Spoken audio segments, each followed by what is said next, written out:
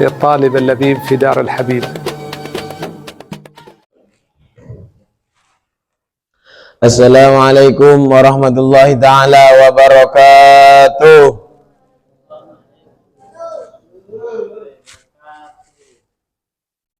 Alhamdulillah.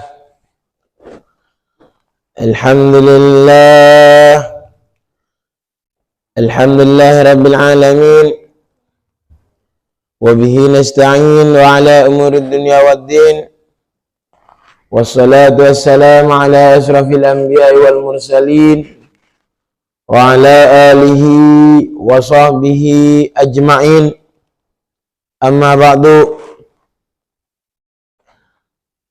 Rabbi shrah li sadri wa yassir li amri wahlul 'uqdatam min lisani yafqahu qawli.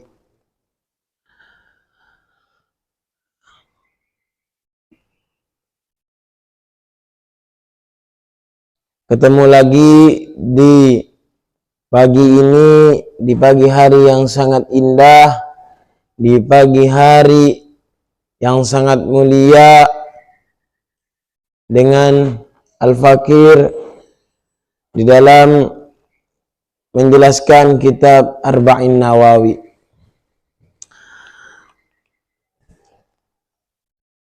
Sebagaimana di dalam kitab Arba'in Nawawi di hadis pertama, an Amirul Mukminin Abi Hafsin Umar bin Khattab radhiyallahu taala anhu qala sami'tu Rasulullah sallallahu alaihi wasallam yaqulu innamal a'malu binniyati wa innamal likulli imri'in ma nawa wa man kanat hijratuhu ila Allah wa rasulihi fa hijratuhu ila Allah wa rasulihi wa man kanat hijratuhu lid-dunya yusibuha aw imra'atin yankihuha fa hijratuhu ila ma hajara ilaihi.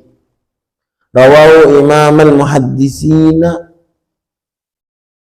Abu Abdullah ibn Muhammad ibn Ismail ibn Ibrahim ibn al-Mughirah bin Bardizbah al-Bukhari wa Abu Husain Muslim bin Hujaj bin Muslim al-Quraisy An-Naisaburi. Jadi dari Amirul Mukminin, yaitu bapaknya Hafaz. Siapa bapaknya Imam Sayyidina Hafaz? Yaitu Sayyidina Umar bin Khattab radhiyallahu anhu. Sayyidina Umar bin Khattab radhiyallahu anhu itu berkata, pernah mendengar terhadap perkataannya Rasulullah sallallahu alaihi wasallam, Allahumma shalli ala Muhammad, yang mana dikatakan oleh Nabi Muhammad sallallahu alaihi wasallam, innamal a'malu binniyat, sesungguhnya amal perbuatan itu harus disertai dengan niat. Wa innama likulli imri'in ma nawa, dan setiap orang mendapatkan balasan amal sesuai dengan niatnya. Faman kana hijratuhu ila Allah wa rasulihi, barang siapa yang berhijrah hanya karena Allah dan Rasulnya, fa hijratuhu ila Allah wa rasulihi, maka hijrahnya itu menuju Allah dan Rasul. Wa man kanat hijratuhu lid-dunya yusibuha aw imra'atin yankihuha fa hijratuhu ila ma hajara ilaihi. Barang siapa yang hijrahnya karena dunia yang diharapkan atau karena wanita yang ingin dia nikahkan, maka dia akan mendapatkan apa yang telah dihijrahkan. Dari hadis ini menjelaskan bahwasanya ketika kita ingin melakukan amal ibadah, ketika kita ingin melakukan pekerjaan, senantiasa selalu memperbanyak niat. Ketika kita sudah melakukan niat dengan baik, melakukan niat dengan sesuatu yang baik, maka Allah Subhanahu wa ta'ala akan memberikan pahala terhadap orang yang melakukan niat. Senang-senanglah antum berniat. Makanya kenapa kalau tidurnya orang alim itu bisa lebih agung daripada ibadahnya orang yang bodoh? Karena itu diperbedakan daripada niat dan juga daripada amal ibadah. Orang alim, orang yang mempunyai ilmu, ketika tidur dia sudah menjadi ibadah. Kok bisa? Karena dia sebelum tidur niat di dalam hatinya untuk bangun qiyamul lail, untuk melakukan sholat, untuk melakukan sholat subuh, untuk niat biar semangat mengaji Al-Quran, semangat untuk melakukan sholat. Itu kalau orang alim, tidurnya sudah niatnya baik.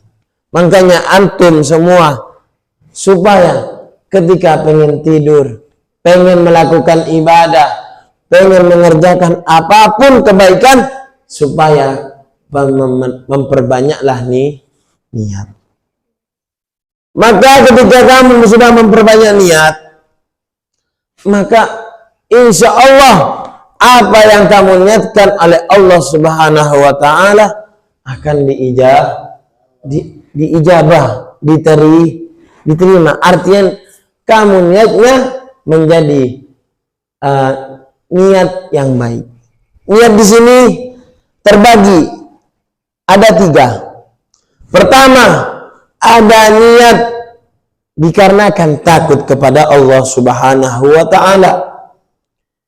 Ketika niat antum dikarenakan takut kepada Allah, melakukan ibadah karena semata-mata hanya untuk Allah, maka antum termasuk orang hamba yang ibadahnya hamba.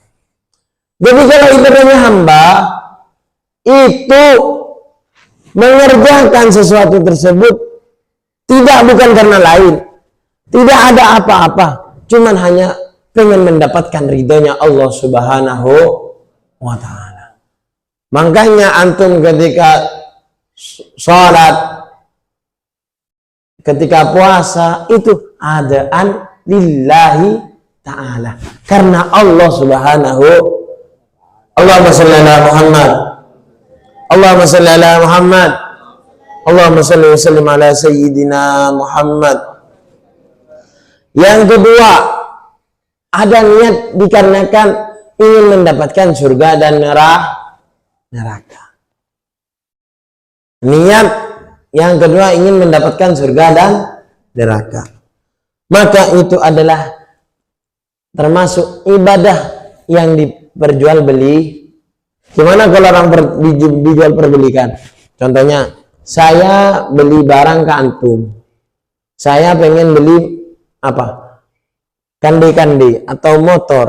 Ya, sepeda motor ke antum. Maka saya memberi uang.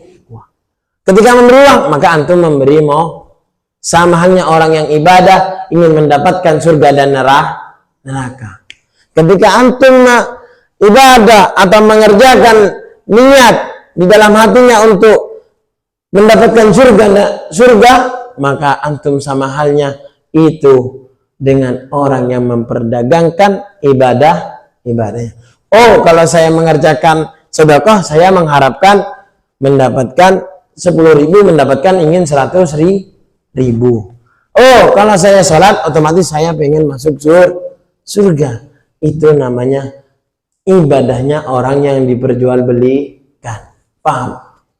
Yang ketiga, yaitu ada ibadah yang semata-mata hanya hayaan minallah, malu terhadap Allah.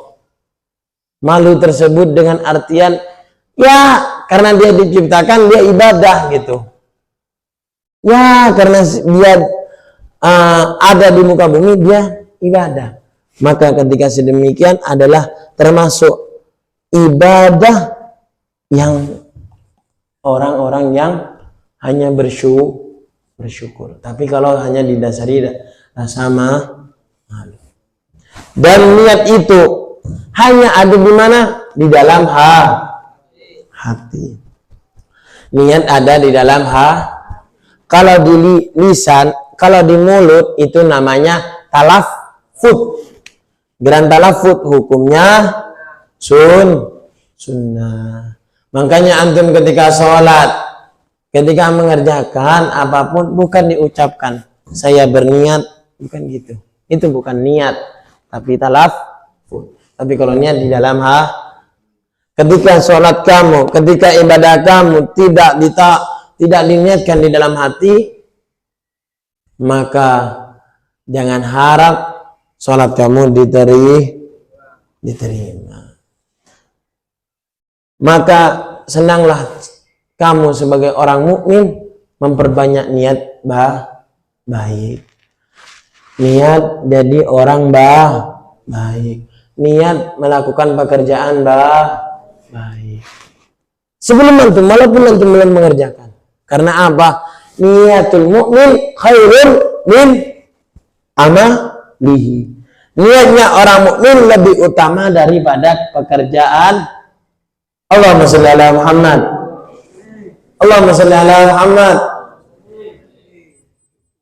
Maka sebagai umat antum senantiasa selalu memperbanyak niat. Walaupun antum nggak mampu, saya niat kalau saya punya uang 1000 saya sedekahkan di dalam hati. Kalau saya bisa khatam Al-Quran, saya niat saya ingin bersedekah. Walaupun antum sekarang nggak megang uang, usahakan sedikit demi sedikit untuk selalu melakukan ibadah dengan niat. Allahumma shalli ala Muhammad. Mari terus antum ketika niat saja Allahumma shalli ala Muhammad. Disebutkan dari hadis Rasulullah sallallahu alaihi wasallam yang diriwayatkan oleh Abu Hurairah radhiyallahu anhu. Dari Abu Hurairah radhiyallahu anhu, Rasulullah pernah bersabda, "Innallaha katabal hasanati wa sayyiati, thumma baina dzalika faman hamma bi hasanati falam ya'malha kataballahu lahu indahu hasanatan kamilah. Fa in huwa hamma biha fa amaliha katabahallahu lahu inda asyri hasanatin ila sab'imi'ati di'fin ila ad'afin katsiratin." Artinya, sesungguhnya Allah mencatat berbagai kebaikan dan kejelekan. Lalu dia menjelaskan, barang siapa yang bertekad untuk melakukan kebaikan lantas tidak bisa terlaksana, maka Allah mencatat baginya satu kebaikan yang sempurna. Itu hanya sebatas niat. Nah, antum niat, ya Allah, saya niat kalau saya mampu saya berangkat haji.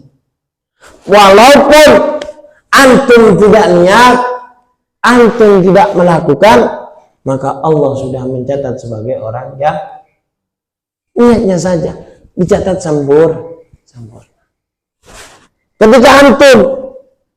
Jika antum bertekad atau antum melaksanakan terhadap yang sudah diniatkan, contoh antum niat untuk sholat, terus sholat malam, terus antum bangun sholat malam, qiyamul lail, maka antum Allah akan catat sebagai orang yang melakukan 10 kebaikan hingga 700 kebaikan.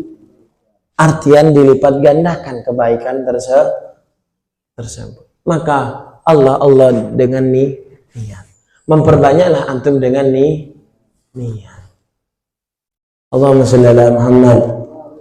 Allahumma shalli ala Muhammad. Allahumma shalli wa sallim ala Sayyidina Muhammad. Jadi intisarinya Ustadz cuma satu. Ketika antum pengen mengerjakan apapun dan pengen diterima amal ibadah antum, maka niatkan semuanya di dalam hati. Jangan sampai antum mengerjakan kebaikan itu tanpa niat. Paham? Bedanya gini, nak. Antum sekarang duduk di masjid. Antum niat nawaitul i'tikafa lillahi ta'ala. Walaupun antum tidur, antum termasuk orang-orang yang i'tikaf. Tapi walaupun antum orang yang ngaji Al-Quran, sholat, tapi tidak niat untuk i'tikaf, maka antum tidak tercatat orang yang i'tikaf. Walaupun antum sholat, walaupun antum ibadah, tetap tidak tercatat. Maka sering-seringlah untuk selalu berniat. Paham? Akhiran, hanya ini yang bisa Ustadz sampaikan. Kurang lebihnya, semoga apa yang disampaikan kita termasuk orang-orang yang selalu senantiasa melakukan niat di dalam ibadah-ibadah kebaikan. Amin amin ya rabbal alamin. Wabillahi taufiq wal hidayah. Assalamualaikum warahmatullahi taala wabarakatuh.